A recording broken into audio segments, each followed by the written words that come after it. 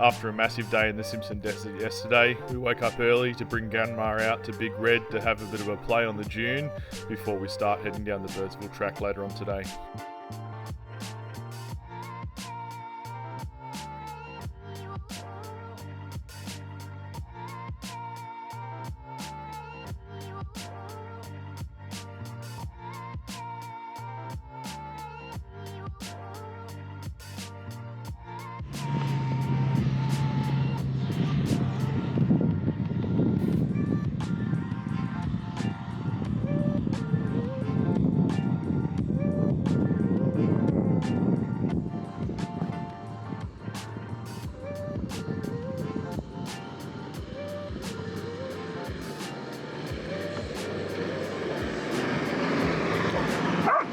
How was that, Grandma? That was fun. That was a lot of my first June. On the road out of Birdsville at 10 to 11. Got a pretty cruisy day today. Rolling down to Mangaroni and then probably keep going on to the next station called, it begins with a D something station. Go down there and chill out for the night. We might get stuck in for a few days because there's rain coming through, so this is the Birdsville Track. Why did you say South Australia? That's where we're going. Going to South Australia. We're bound for South Australia.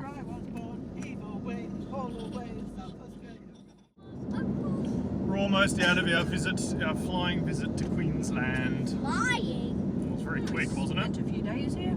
Yeah. We spent like 3. And that is the end. That is the end of Queensland, and we are South Australia. yay, on the Birdsville Track.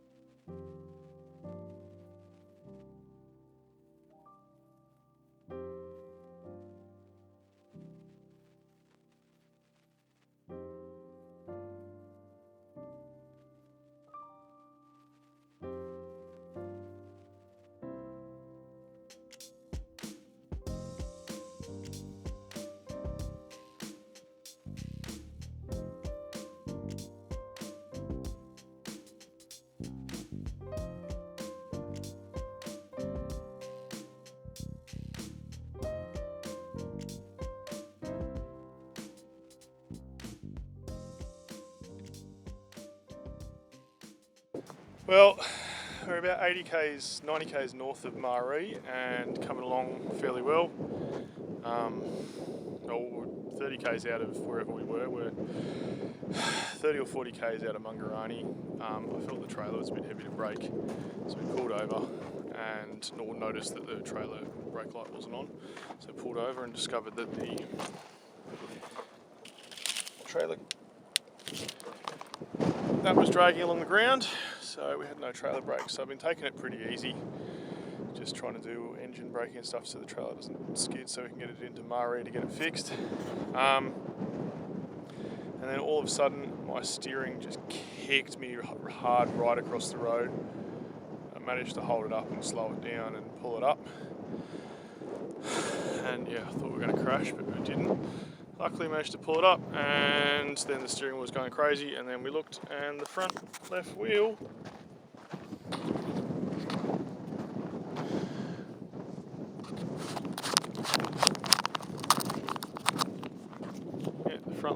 is not supposed to look like that. So something's happened to this upper, I think it's the pin that holds the upper control arm on, I'm not entirely sure. I think that's what it looks like. It has just completely shot itself out. So we just had a GVM upgrade done before the trip. I don't know if that's anything to do with it. I know that control arm, whatever it's called, was there before. But I don't know if they've undone that bolt and haven't done it up properly or something, but it's definitely a conversation we're going to have. So Mel's on the sat phone trying to get a hold of NRMA, because we're only 80 k's out of Maree, so we should be able to get a tow out and get it sorted in Maree, hopefully. Hopefully we can get through to NRMA and get a tow out in the next few hours or something. The temperature's dropped a lot, but there's also heaps of rain coming through, so we need to get that sorted. So, who knows. The main bolt for the upper control arm had worked its way loose and slid halfway out, so I couldn't get it back in by myself. Luckily we had a sat phone that we could call NRMA on to organise a tow. Unfortunately it took us 5 or 6 attempts to get through to them until we could finally organise and get in touch with someone who could help us out. Then, much to our surprise, these two guys came up from the local station. 2 cars had stopped to help us earlier and couldn't, and they just drove down the road to Dalcanina station, and these guys got sent up to give us a hand to try and fix it to get us back on the road. Working together, I managed to lever it in while Phil from the station twisted the bolt, and we managed to thread it back through. Yeah, or even put pressure on it, you can get leverage on it. And while I turn it, it might bring forward a bit. Once we managed to get it back through, they twisted a bunch of tie wire around the thread so it didn't slip back out again, and then they led us to the campsite that was on the station so we could hang out and wait for our tow. So success, Bob and Phil from the Dalcanina station, Dalcanina station. Got the car to a drivable state, so managed to push the bolt back through, and had some nuts, but they were the wrong course. There was coarseness of thread, so did a lot of tie wire and some cable ties around it to hold it in place, and then just helped us drive 8 k's down to their campground that they've got here, which is called Coolabah Campground. And we've copped an amazing sunset. There's a full flushing toilet and shower block here, so that's pretty cool. But yeah, the fixing is down here. So yeah, where we can see it, there's a bunch of cable ties and some wire and stuff that it managed to get us here. So that is successful. It has actually popped out a fair bit, looking at that, but it worked. So it managed to get us here. Finally got a solid answer from NRMA in South Australia. They've got in touch with Copley. Copley will be coming out tomorrow afternoon, or late tomorrow they said, and they will be taking us back into Copley. We had a lovely night at Coolabah Campground last night. It was only us here. Pretty quiet, nice and cool, or dropped to fairly cool by the end of the evening. Bit of rain, which has disappeared completely. There's no signs of it anymore. But today's pretty cool. There's actually a nice breeze blowing through. Fairly cloudless skies in the direction the wind's coming from, so we should be right. Got in touch with the tow company this morning. They're coming out from Copley, which is about 200 and something k's away, so about 2 to 3 hours. They said he's probably getting here about dusk tonight, if not a little bit later. And they've got a loaner car for us to drive back, so not entirely sure what their tow plans are and what we can do and get it fixed in Copley. He might even have, he literally only needs a bolt and two big suspension and two big washers, so he might be able to fix it for us to drive back. We're not entirely sure, but we're just waiting to hear from him on his exact time that he's thinking he's going to arrive. So we're just going to chill out here, just keep out of the sun and enjoy this lovely campground. First time on this trip we've actually remembered that we can have lunch that hasn't been involved out of some bags of chips in the back of the car. It's going to be delicious! Lunch! Freshness. Fresh! Look at that salad! Not just sausages or chicken that was once chicken schnitzels that once resembled chicken. Hooray! Just got a phone call from the tow man.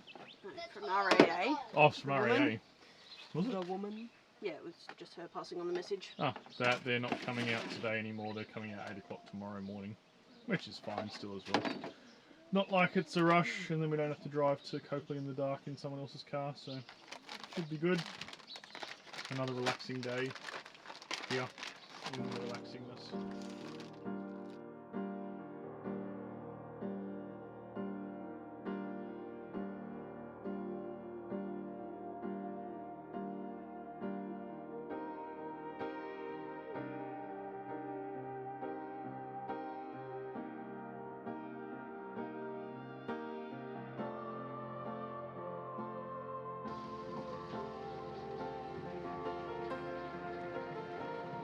Our saviour has arrived.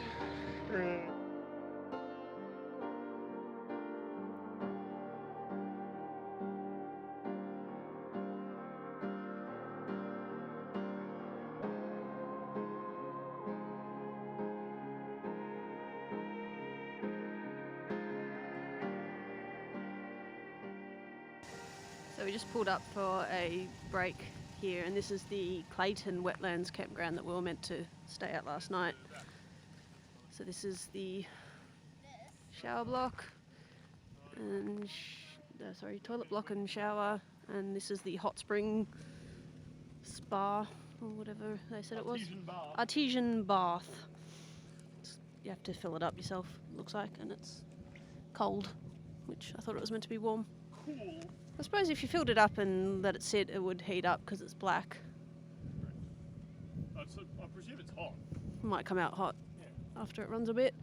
But yeah, this is the campsite. It's very open.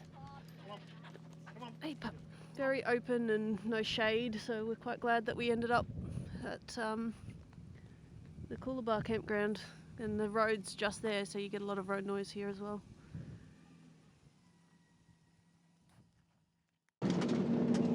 We completely forgot to say that they brought a 80 Series Land Cruiser up for us to drive back and then put our car on the truck. So we get to drive this back. It's very roomy and spacious, and the puppies love being inside in the air conditioning. Snowy's claimed the middle of the back seat and relegated Bubble to the back seat with Cinder. He's just chilling out.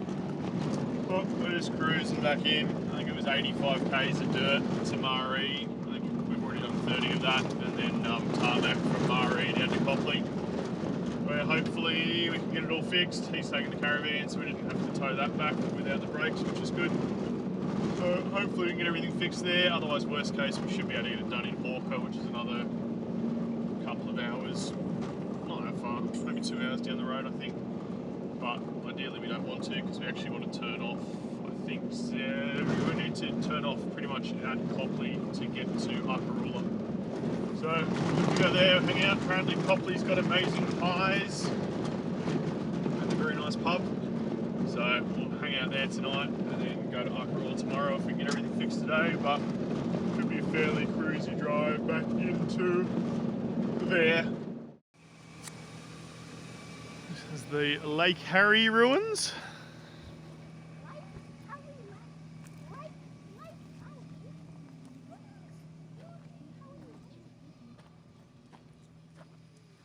Very cool. Yeah, this is nowhere near as big as that one. What was that place called? I cannot remember. Caldega? Cadelga.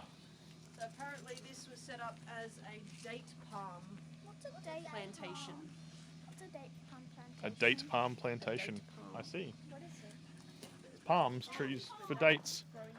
So there's a little tiny little nest in here, like a mud nest, and you can just see just inside there's eggs in there. Beautiful. And there's a whole bunch of birds up there. There's full actually. There's heaps of nests in this. Linda. Incredible. So this station, the tow guy just gave us a sheet, and it used to be they're trying to grow date palms here back in 1890s. And unfortunately, date palms are pollinated by bees, and it's too hot for bees. So they didn't really think about it very well. But and they're also attacked by corellas, goats, and storms, and destroyed in transit. But then it became a camel depot out here. Yeah, wow. The camels transported Beautiful. 4 drilling rigs. Really cool. Yeah, lovely birds. Hundreds of them. And the little nest. Well, I'd like to say we survived the Birdsville Track, but we didn't. That's the end of the dirt, and it broke the car. But, well, we survived, but the car didn't, and the van didn't. Both of them got broken, so I think it's, I don't know, 120 k's to Copley, something like that. So we will get there in the next hour or two. But we've done it now.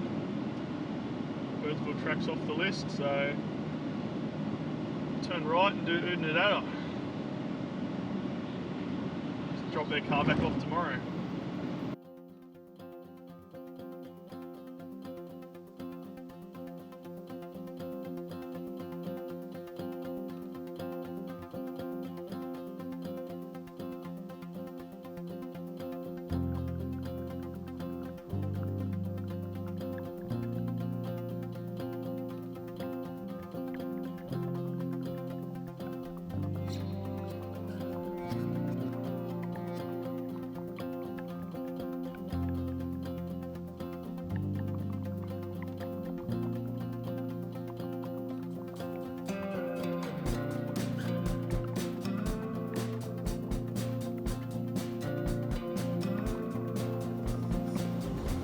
Outback Motors, this is them.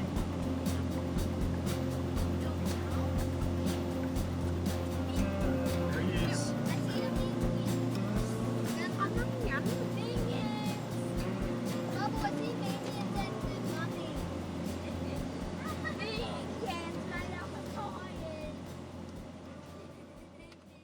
Every review about this town says the bakery is off the charts. So Mel went and got me a camel toe pie. No, camel and onion pie. So hopefully it's everything it's chalked up to be.